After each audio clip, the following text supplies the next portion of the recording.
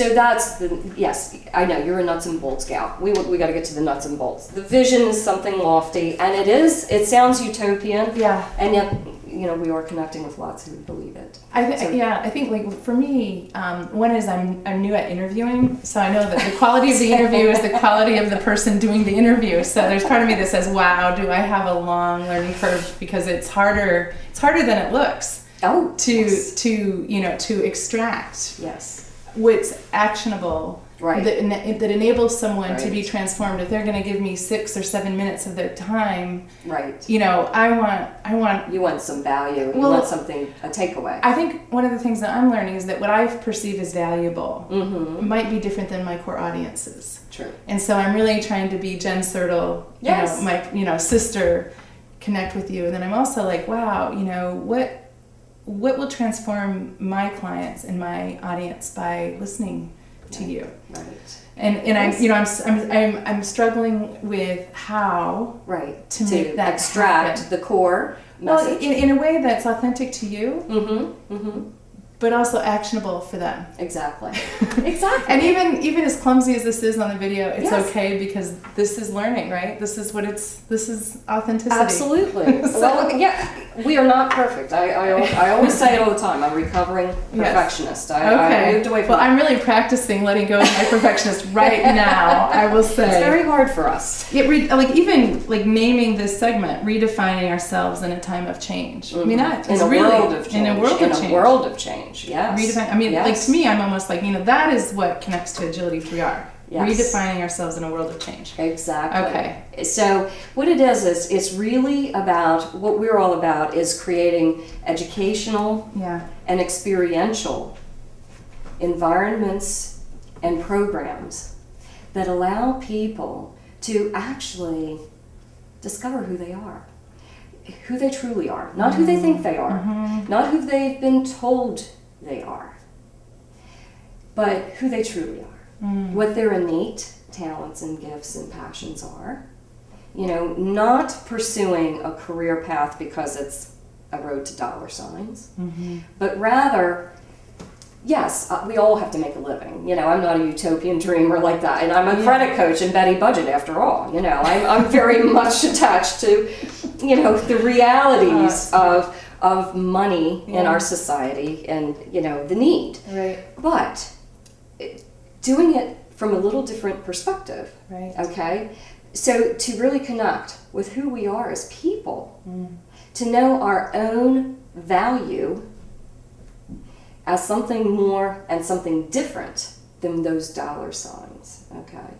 So there's all kinds, as you know, the psychological tests, there's, all kinds of measures, the Enneagram personality tests, mm-hmm.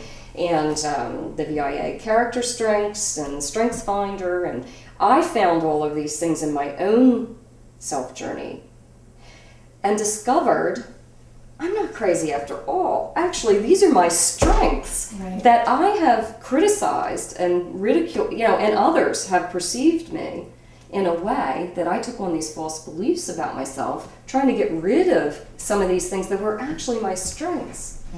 And so it's all about really giving the tools, the resource, the environment, and the structure to allow people to truly discover who they are and move away from these ideas that really don't serve them. And then, beyond that, creating a coalition of people that are, they're educators, they're authors, they're inspirational speakers, they're counselors, therapists, just so many people. And interestingly, a lot of them are women, of course, because that are already out there saying these same exact things, but in their unique gift of their own perception. Because everything is, our truth is our perception. It's unique to us, And we create illusion or delusion based on what we're telling ourselves. What we're seeing in our lives is because of what we think about ourselves. So our inner voice, our inner thoughts, our mind, who we think we are, is what is going to be happening in our little outer world around us. So we can either be small little girl and feeling powerless and helpless, and that there's somebody outside of me that has to rescue me, or there's somebody outside of me that's going to, tell me what to do. Or you can see that inner spirit, or whatever you want to call it, inside of you, and I know it to be true, I found it, is so much bigger than we have any idea. But from neuroscience and brain science and all of what's culminating now in the scientific community is, and for years, even when I was young, they said, we're only using 5% of our brain. Maybe even the most gifted among us might be using 8 to 10% of our brain. Just imagine if we were only using 5 or 10% more. We could be giants. What could we accomplish? Okay? But if we stay stuck on all these negative messages, all these reality shows, all of these things that we're going on around us, and we stay stuck in a false belief about who we are, or who we think we are, and that we can't make a difference. Look, my gosh, there's billions and billions of people in this world, and I'm just this little, So it's really your thought about who you are, and having the courage, taking the responsibility, loving yourself enough to live with integrity and to speak your truth. That's redefining credit. CREDIT. Courage, responsibility, esteem, determination, integrity, and truth. And it's, I'm writing a book about it, as you know. And I've been working with the Eastern models of the chakra systems, in addition to the psychological models, and being a teacher, the child development models, and really a synthesis of all of that, and a new concept about what we're all about, and that we can create the world we want. It's not just a utopian dream. It can happen. Look at Helen Keller, deaf and blind, and the first 7 years of her life like an animal, okay, because she couldn't communicate. She had no concept of her outer world. She got things by force and bully and just grabbing what she wanted, okay, until Anne Sullivan came and opened her world up and brought light into her darkness, because she actually could see the world through the words. And this woman went on to become the woman of the century in the 20th, one of the most, when you read her writings, you can see, she says, of all the people, someone who's deaf and blind and can't communicate, if I were to accept the fact that the glass is half full and pessimism and that you're powerless, and so she said, I might as well sit in the corner with my hands folded and weep, and that would be my life. And had I not had someone that opened my life to the light, that could have been my life. But there's a whole person that, even with these limitations, that she was traveled the world and spoke. She first woman, graduate from Radcliffe. Not first woman, but deaf and blind, and worked with Alexander Graham Bell and creating new systems. Just amazing. Well, it's interesting. My husband's a competitive bass fisherman, and he actually places better sometimes on lakes he's never fished before. And the reason is that when he has to rely on physics and not on memory, the level of attention is greater. And so if you're telling me that story, I'm thinking of, Helen Keller had inside a desire and worthiness. She felt worthy to ask and demand a response. But she didn't have a lot of the traps that we have when we think we see things or know things, right? Yes, exactly. So I think in an age with all this multimedia and all these text, people's ability to focus and hear their inner, esteem and their inner wisdom is so challenged. So I'm really thrilled that you're doing what you're doing, because I think there needs to be more awareness that there's another way to live. Yes. And however it is that you can galvanize us to help the cause and to be good models and celebrate the modeling. I think there's so many people who think, every name I'm thinking is probably politically incorrect to say, so I'm gonna, but there's just so much available to my 13-year-old that takes her to a path that takes her away from what's authentic and essential. If I think of the greatest thing about the recession here is that I think there's been a great correction on what's essential. And so, please stay in touch with me and let me know how my community can support the coalition and how we can be really better stewards of modeling the credit model. And, absolutely. So before we leave, can you just one more time tell us what credit stands for? What those words are really powerful. Well, courage, responsibility, esteem. You have to love yourself first, because if you don't love yourself, you can't truly love another. Not in an unconditional way. There's always going to be neediness attached to it. Determination. You have to love yourself to be determined and continue on.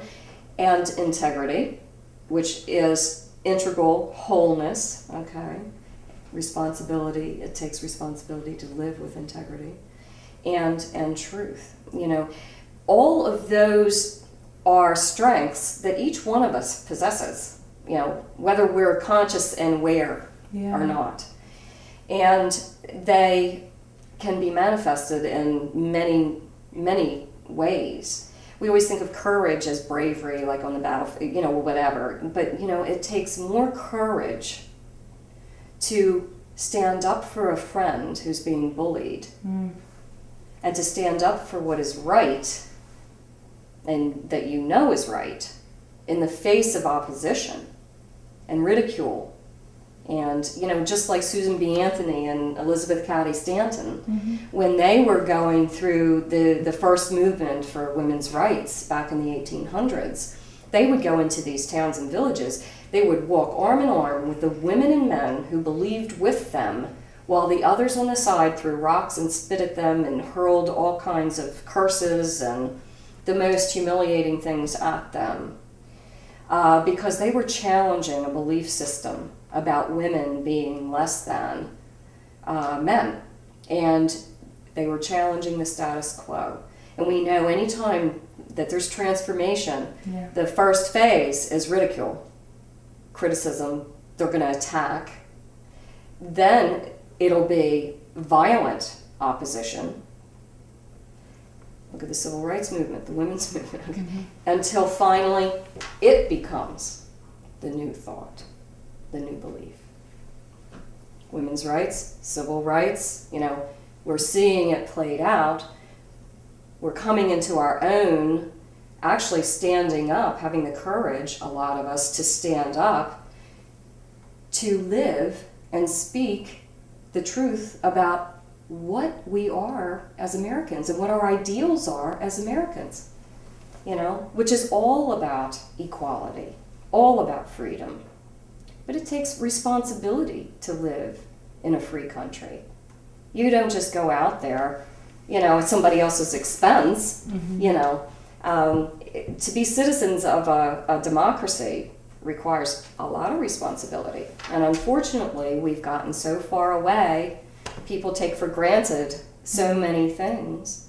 Part of them is being in a free country with so many things that are available to them.